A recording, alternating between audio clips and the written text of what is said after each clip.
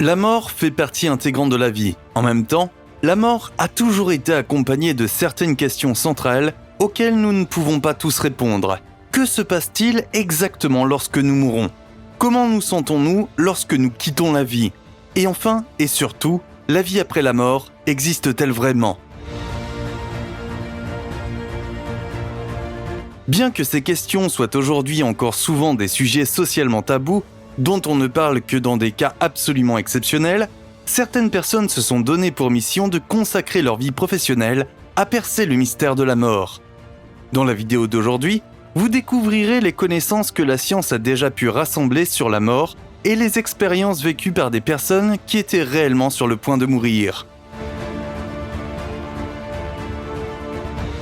Avant de commencer, n'oubliez pas d'appuyer sur le bouton j'aime et d'activer la cloche de notification pour voir d'autres vidéos.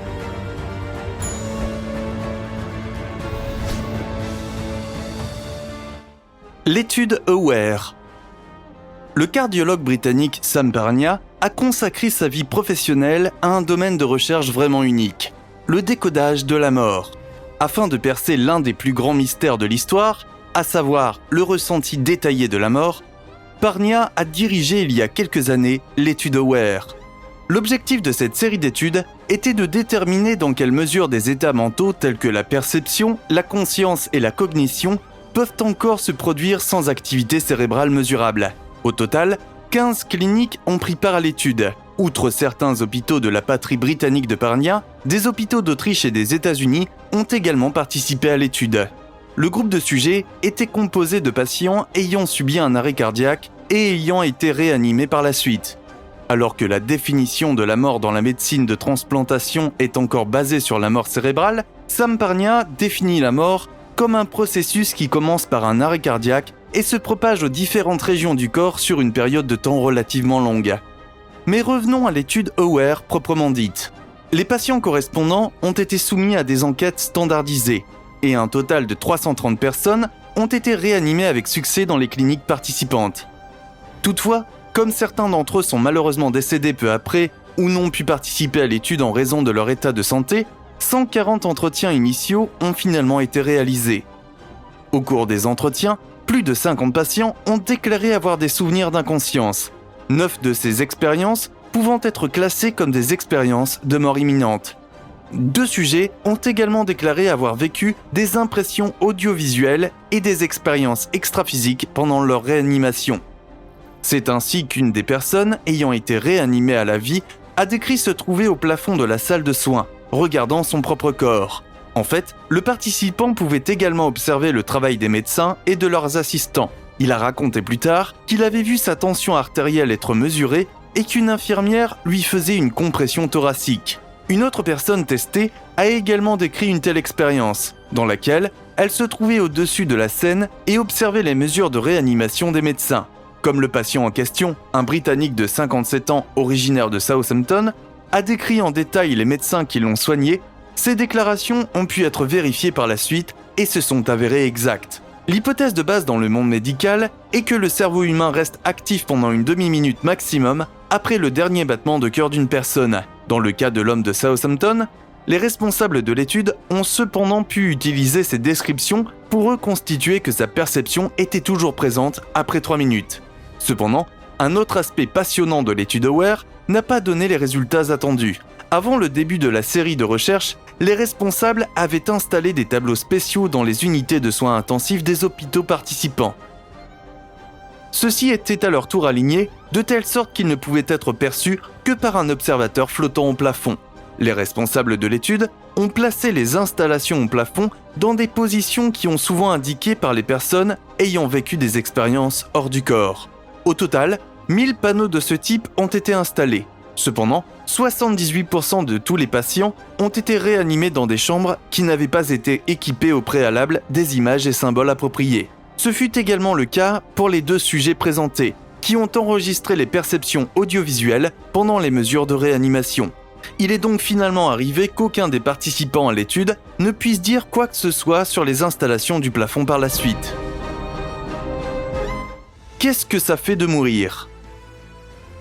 Outre l'étude AWARE qui vient d'être présentée, Sam Parnia intervient fréquemment en tant que conférencier.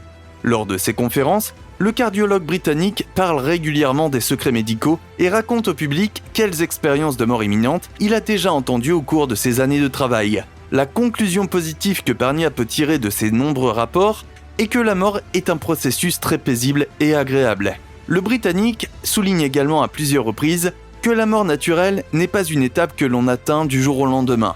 Il s'agit plutôt d'un processus composé des phases et des moments les plus divers. Bien que de nombreuses personnes concernées déclarent avoir perçu une grande variété d'impressions sensorielles lors de leurs expériences de mort imminente, et parfois même avoir rencontré des proches décédés, le médecin ne voit pas automatiquement dans ces descriptions apparemment surnaturelles la preuve qu'il existe une vie après la mort. Pour certaines des personnes concernées, les expériences correspondantes étaient en fait si positives qu'après avoir été réanimées à la vie, elles ont développé dès lors une certaine nostalgie de la mort.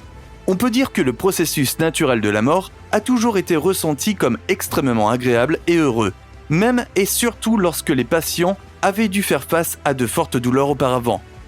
De manière générale, les personnes interrogées, indépendamment de leur origine et de leurs croyances religieuses, ont généralement parlé d'une lumière rayonnante et chaleureuse qui les attirait comme un aimant. La question de savoir si les expériences décrites peuvent être attribuées au processus naturel du cerveau mourant ou si elles renvoient à un lieu idyllique d'un autre monde dépend notamment du point de vue et de la perspective de l'observateur. Mais quel processus se déroule réellement dans le corps d'une personne sur le point de mourir ?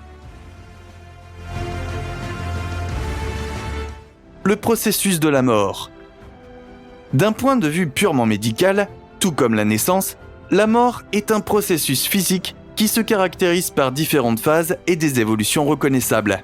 La rapidité avec laquelle les processus correspondants se déroulent varie d'une personne à l'autre. Dans certains cas, il est nécessaire d'apporter un soutien médical au mourant, afin de rendre la fin de sa vie aussi confortable et indolore que possible. Lorsque la mort approche, on peut souvent le reconnaître à la perte d'appétit croissante des personnes concernées. Si, au début de cette phase, la personne mourante peut et veut manger au moins quelques bouchées, après un certain point, les repas sont généralement complètement refusés. Une autre caractéristique du processus de mort est le manque d'énergie paralysant. Chacun d'entre nous a probablement déjà eu l'impression de ne pas pouvoir se lever du lit à cause d'une mauvaise grippe ou après une opération épuisante. Cependant, cette fatigue plombante s'estompe de plus en plus à mesure que nous dormons et que nous récupérons. Ainsi, si dormir nous aide énormément à reprendre des forces dans ces moments-là, la situation est très différente lorsque des personnes sont en train de mourir. En fait, il semble toutefois que les personnes aux prises avec la mort dorment la majeure partie de la journée. En réalité, il s'agit plutôt d'une dérive de plus en plus fréquente vers l'inconscience. Afin de rendre la mort naturelle des personnes concernées aussi peu compliquée que possible, les médecins n'interviennent pas activement pour empêcher cette évolution. Au lieu de cela, les médicaments sont souvent modifiés de manière à ce que le mourant n'ait plus à les avaler et ne doivent donc plus être réveillés. Il arrive un moment où le cœur du mourant bat de moins en moins fort. En conséquence, la pression artérielle diminue, les ongles apparaissent plus foncés et la peau est nettement plus froide qu'auparavant. Pendant cette phase, il peut y avoir des périodes d'agitation intérieure ou de confusion, mais aussi une perte de conscience de plus en plus profonde. Il n'existe actuellement aucune méthode permettant de montrer à 100% ce que les mourants ressentent et perçoivent au cours de ce processus. Cependant, comme des recherches telles que l'étude AWARE suggèrent que le cerveau enregistre des informations sensorielles même juste avant la mort, certains proches choisissent de faire écouter à leurs parents mourants leurs chansons préférées. La respiration des personnes qui ont perdu connaissance suit des processus automatiques générés par le tronc cérébral. Comme les mourants ne peuvent pas contrôler activement leur bouche, beaucoup respirent lourdement ou bruyamment. Cependant, on suppose généralement qu'ils ne ressentent aucune douleur. Si, au début, la respiration suit un rythme alternant entre une respiration profonde et une respiration superficielle, elle finit par ralentir avant de devenir très superficielle. Enfin, le moment arrive où la personne mourante a rendu son dernier soupir. Quelques minutes plus tard, le cœur s'arrête également de battre car il n'est plus alimenté en oxygène. Il ne fait aucun doute que la documentation de la mort est un sujet très sensible. Malgré tout, la connaissance de ces schémas caractéristiques est extrêmement importante pour les proches et les médecins. C'est le seul moyen de comprendre et de décider quelles mesures médicales sont nécessaires pour dire adieu à un être cher en douceur et en paix. Que se passe-t-il lorsque nous mourons ? Si tout cela donne une image claire de ce qui se passe dans le monde physique lorsque notre corps commence à s'éteindre, une autre question se pose. Que se passe-t-il réellement après notre mort ? Si vous êtes impliqué dans une religion quelconque, il y a de fortes chances que vous croyiez qu'il existe une version différente de la vie qui se déroule après la mort. Après tout, pratiquement toutes les religions du monde croient en une certaine forme de vie après la mort. Si l'on y réfléchit un instant, il faut se poser la question suivante. Certaines de ces diverses religions pourraient-elles être correctes ? Après tout, il existe des dizaines de religions différentes et presque toutes affirment que la vie n'est rien de plus qu'un test et que la véritable aventure de notre existence commence après la disparition de nos corps physiques. Si tant de religions différentes l'affirment depuis des milliers et des milliers d'années, nous devons leur accorder une chance et considérer qu'elles peuvent en fait avoir raison. L'une des religions les plus populaires dans le monde moderne est le christianisme. Et c'est l'une des religions les plus populaires parce qu'il y a, tout simplement, énormément de preuves pour la soutenir. Les adeptes du christianisme croient qu'un homme connu sous le nom de Jésus de Nazareth était le Fils de Dieu. Jésus a vécu il y a environ 2000 ans et est décédé vers l'an 4 avant Jésus-Christ après avoir été crucifié. Cette religion prétend qu'après sa mort, Jésus s'est relevé de sa tombe, a prêché le repentir et le salut, puis est monté au ciel pour retourner auprès de son Père. Jésus et ses disciples ont souvent raconté des histoires sur la vie après la mort, expliquant qu'il n'y a ni douleur ni souffrance et que nous serons réunis avec tous nos anciens parents qui ont tous vécu une bonne vie, se sont repentis de leurs péchés et sont parvenus au paradis. Le paradis est rarement décrit en détail, mais certaines descriptions affirment qu'il a des rues pavées d'or. La Bible explique que nous serons récompensés au paradis en fonction de nos efforts pour diffuser le message de Jésus-Christ sur la terre. Nous recevrons des demeures en fonction de la façon dont nous aurons diffusé ce message, et nous vivrons et habiterons directement avec Dieu et Jésus.